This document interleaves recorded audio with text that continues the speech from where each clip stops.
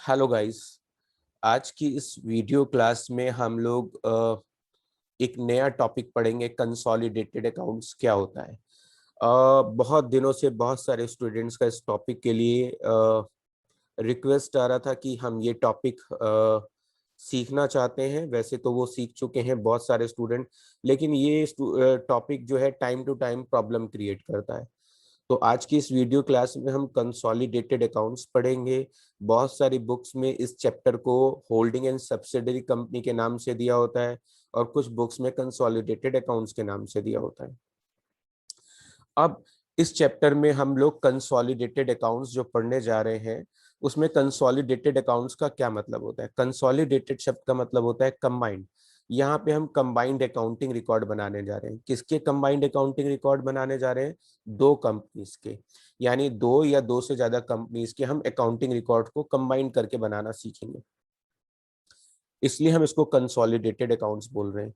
हम दो कंपनी के अकाउंटिंग रिकॉर्ड्स में किस चीज को कंबाइन करना सीखेंगे? हम यहाँ पर दोनों की कंबाइंड बैलेंस शीट बनाना सीखेंगे। हम दो कंपनीज की बैलेंस शीट को कंबाइन करके क्यों बना रहे हैं? इस चैप्टर में एक कंपनी दूसरी कंपनी को टेक ओवर करेगी। जब कोई कंपनी, हम इसे होल्डिंग कंपनी कह लें या हम इसको ए कंपनी कह सकते हैं। मान लीजिए ए कंपनी ने बी कंपनी को टेक ओवर किया। कैसे टेक ओवर कर सकती है? When A company purchase more than 50% shares of another company. जब कोई कंपनी किसी दूसरी कंपनी के 50% से ज्यादा शेयर खरीद लेती है, तो हम ये मानते हैं कि पहले वाली कंपनी ने दूसरी वाली कंपनी को टेक ओवर कर लिया। उसका मैनेजमेंट कंट्रोल जो है वो पहले वाली कंपनी के हाथ में आ जाता है। तो जिस कंपनी ने 50% से ज्यादा शेयर खरीदे होते हैं, उस कंपनी को हम बोलते हैं होल्डिंग कंपनी, कि उस कंपनी का उस कंपनी के ऊपर होल्ड है। और जिस कंपनी के शेयर खरीदे जाते हैं उसको हम बोलते हैं सब्सिडरी कंपनी। अब ऐसे में ए कंपनी ने बी कंपनी के 50% से ज्यादा शेयर खरीदकर एक तरीके से उसकी ऑनरशिप अपने हाथ में ले ली है, उसका मैनेजमेंट कंट्रोल अपने हाथ में ले लिया है। तो ऐसे में जब हम फाइनल बैलेंस शीट बनाते हैं, तो उस कंडीशन में होल्डिंग कंपनी की बैलेंस शीट के साथ साथ जो उसकी सब्सिडरी कंपनीज हैं, उसकी वैल्यूज को जोड़कर एक कंबाइंड बैलेंस शीट बनाते हैं। और इसी को हम बोलते हैं बेटा कंसोलिडेटेड अकाउंट्स। तो कंसोलिडेटेड अकाउंट में हम दो या दो से ज्यादा कंपनीज की बैलेंस शीट को कंबाइन करके बनाते हैं। और ये वो कंपनीज होंगी जिन्होंने आपस में एक दूसरे को टेक ओवर किया होगा। तो जो कंपनी टेक ओवर करती है उसको बेटा होल्डिंग कंपनी बोलते हैं या पेरेंट कंपनी बोलते हैं, और जिस कंपनी को टेक ओवर किया जाता है बेटा जी, उसे सब्सिडरी कंपनी बोलते हैं। तो ये तो क्लियर हो गया कि हमारी होल्डिंग कंपनी कौन सी होती है, जिसने 50% से ज्यादा शेयर खरीदे हो। सब्सिडरी कंपनी बेटा वो होती है जिसके 50% से ज्यादा शेयर बिक गए हैं, यानी जिसको टेक ओवर किया गया है। अब बात आती है कि बेटा जी, what is date of acquisition. Date of acquisition क्या होती है, यहाँ पर हम ये समझने जा रहे हैं।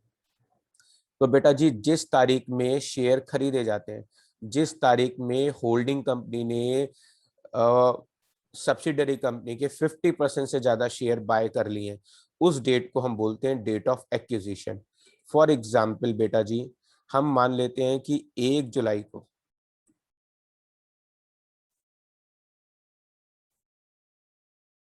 यहाँ पर 1 जुलाई को हमने सब्सिडरी कंपनी के 60% शेयर खरीद लिए। तो ऐसे में जिस तारीख में हमने बेटा जी शेयर खरीदे हैं, उस तारीख को हम बोलते हैं बेटा जी डेट ऑफ एक्विजिशन। तो हमारे इस क्वेश्चन में डेट ऑफ एक्विजिशन क्या मानी जाएगी? 1 जुलाई, और जो भी हमारा पर्टिकुलर ईयर होगा वो उस ईयर का डेट ऑफ एक्विजिशन माना जाएगा। तो 1 जुलाई ये हमारी डेट ऑफ एक्विजिशन है। अब दूसरा सवाल आता है बेटा जी कि कैपिटल प्रॉफिट क्या होता है और रेवेन्यू प्रॉफिट क्या होता है। तो ऐसे में बेटा जी, थोड़ी देर बाद,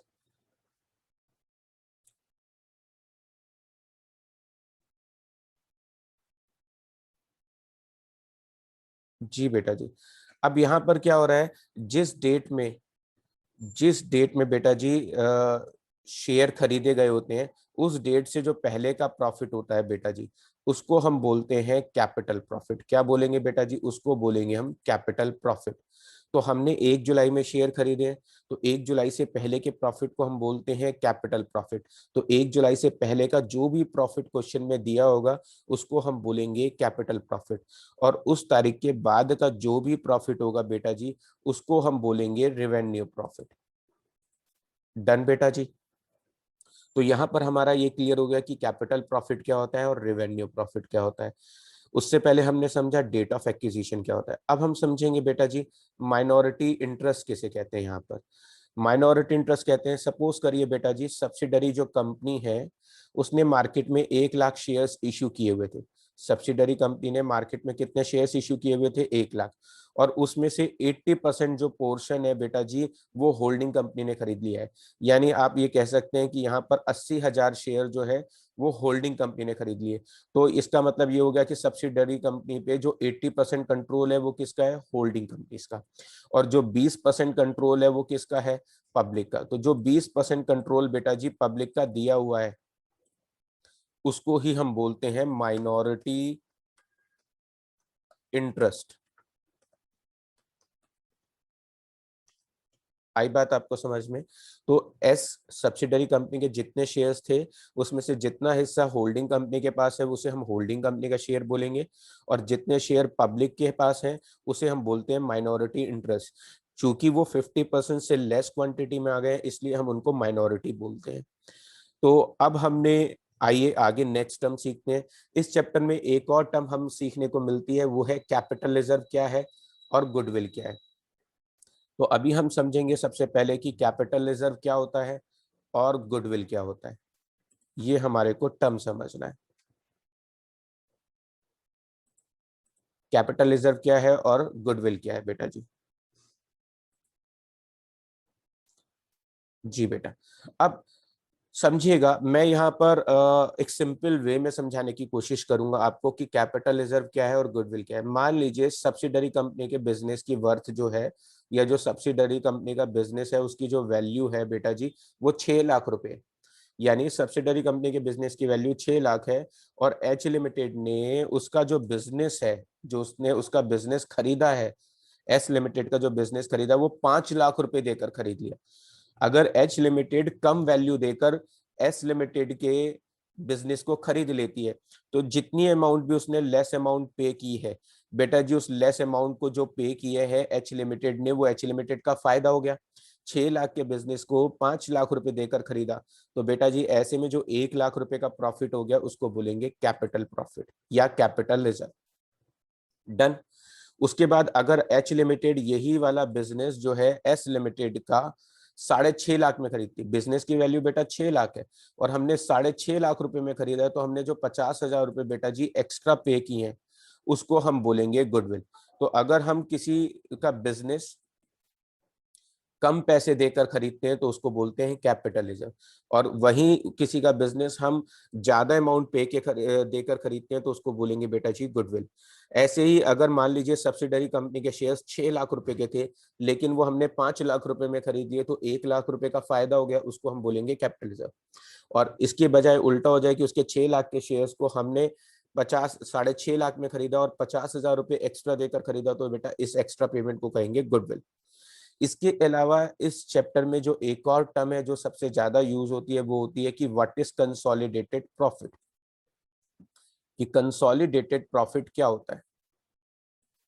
जी, तो बेटा जी कंसोलिडेटेड प्रॉफिट क्या होता है? जो एच लिमिटेड यानी जो होल्डिंग कंपनी है उसका जो खुद का प्रॉफिट होता है, यानी जो उसका सेल्फ प्रॉफिट है, जो उसका खुद का प्रॉफिट है, जो उसने खुद अर्न किया एच लिमिटेड ने, उसमें जब हम एस लिमिटेड के प्रॉफिट में जो भी हमें हिस्सा मिला है, भाई ऑब्वियस ही बात है कि हमने एस लिमिटेड का बिजनेस टेक ओवर किया है तो उसके जो प्रॉफिट में हमें हिस्सा मिला होता है, और जब उसके हिस्से के प्रॉफिट को और अपने प्रॉफिट को हम ऐड कर देते हैं तो उसको बोलते हैं कंसोलिडेटेड प्रॉफिट।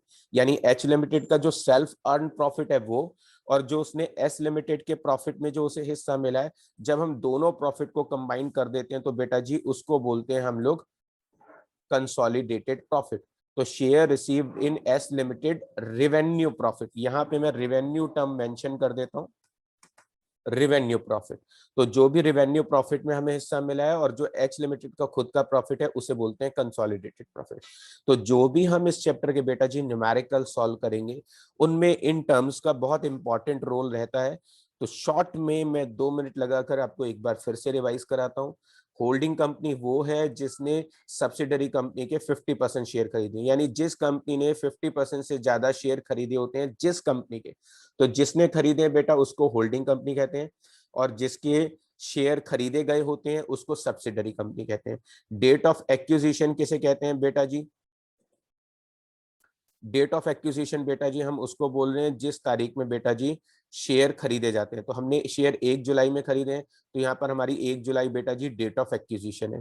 कैपिटल प्रॉफिट क्या होता है, रेवेन्यू प्रॉफिट क्या है? जिस डेट में शेयर खरीदे गए हैं एस कंपनी के, उससे पहले के प्रॉफिट को बेटा बोलते हैं कैपिटल प्रॉफिट, और उसके बाद के प्रॉफिट को बोलते हैं बेटा रेवेन्यू प्रॉफिट।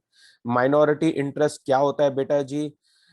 सब्सिडरी कंपनी के जितने शेयर मार्केट में इशू होते हैं उसमें से जितना हिस्सा होल्डिंग ने खरीद लिया वो बेटा होल्डिंग का शेयर होता है, और जितना शेयर पब्लिक के हाथ में होता है उसे बोलते हैं बेटा माइनॉरिटी इंटरेस्ट। उसके बाद कैपिटल रिजर्व क्या होता है, गुडविल क्या है? अगर हमने सब्सिडरी कंपनी के शेयर्स जो हैं 6 लाख के हैं और हमने 5 लाख रुपए देकर खरीदे हैं, तो वो जो हमने 1 लाख रुपए कम देकर खरीदे हैं वो हमारा फायदा है, इसलिए हम उसे कैपिटल रिजर्व कह रहे हैं। और अगर यही शेयर हमने ज्यादा पैसे देकर खरीदे होते तो बेटा हम इसको गुडविल बोलते हैं। उसके बाद कंसोलिडेटेड प्रॉफिट क्या होता है?